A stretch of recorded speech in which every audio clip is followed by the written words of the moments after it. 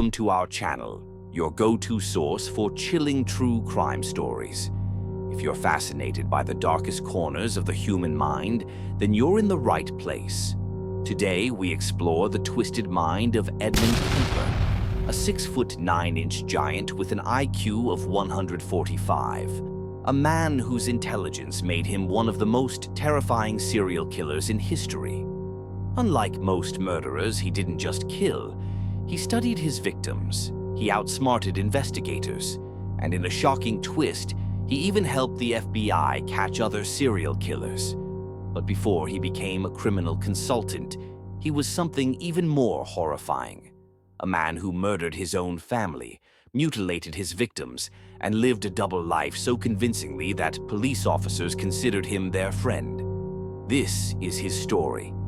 Edmund Kemper was born in 1948 in Burbank, California. From the outside, his childhood seemed normal. But behind closed doors, a nightmare was unfolding. His mother, Clarnell, was a dominating, emotionally abusive woman who hated men, and no one felt her wrath more than Edmund. She constantly belittled him, calling him too ugly to ever be loved, and forced him to sleep in a dark, rat-infested basement, isolated from the rest of the family. While other kids played outside, young Edmund played a different kind of game. A twisted version of make-believe. He would decapitate his sister's dolls and imagine killing his own mother. By age 10, he started experimenting on real animals. First, he buried the family cat alive, then dug it up and mounted its skull on a stick. These weren't just warning signs, they were flashing red alarms, but no one stopped him. At 15 years old, Kemper's fantasies turned into reality. He took a rifle and shot his own grandmother, claiming he wanted to see what it felt like to kill. Then, when his grandfather came home, he shot him too, because he didn't want him to be sad. After his arrest, psychiatrists diagnosed him with paranoid schizophrenia. He was sent to a mental institution where doctors observed his chilling intelligence. Kemper memorized psychology textbooks, manipulated his therapists, and convinced them he was completely cured.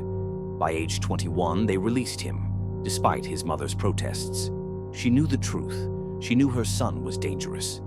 But no one listened. Once free, Kemper tried to live a normal life, but the rage inside him was boiling over. Between 1972 and 1973, he developed a new method of killing. He began picking up female hitchhikers, playing the role of the gentle giant, kind, polite, and trustworthy. But once they were alone, the mask came off. His method was calculated and brutal. He strangled them, stabbed them, and dismembered their bodies. And the most disturbing part? He kept their heads as trophies, sometimes talking to them long after they were dead.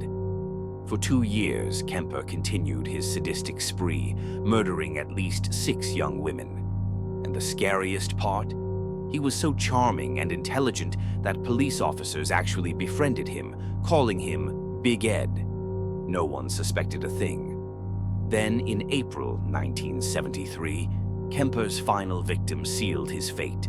The person he hated the most, his own mother. Late one night, after another one of her cruel insults, he snapped. He beat her to death with a hammer, then cut off her head and placed it on the mantel. But he wasn't done. He talked to her severed head, pretending to have the conversations he had always longed for. Then, in a final act of mockery, he shoved her vocal cords down the garbage disposal. Still unsatisfied, he lured his mother's best friend to the house and killed her too, attempting to create an alibi.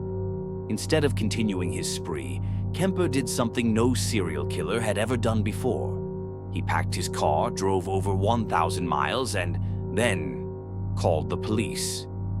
At first, they didn't believe him. He had to convince them by describing the murders in horrifying detail.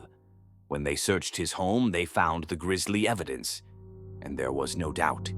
Edmund Kemper was convicted and sentenced to life in prison. But instead of just rotting away in a cell, he did something shocking. Kemper became the FBI's most valuable informant. Agents like Robert Ressler and John Douglas, the pioneers of criminal profiling, interviewed him extensively.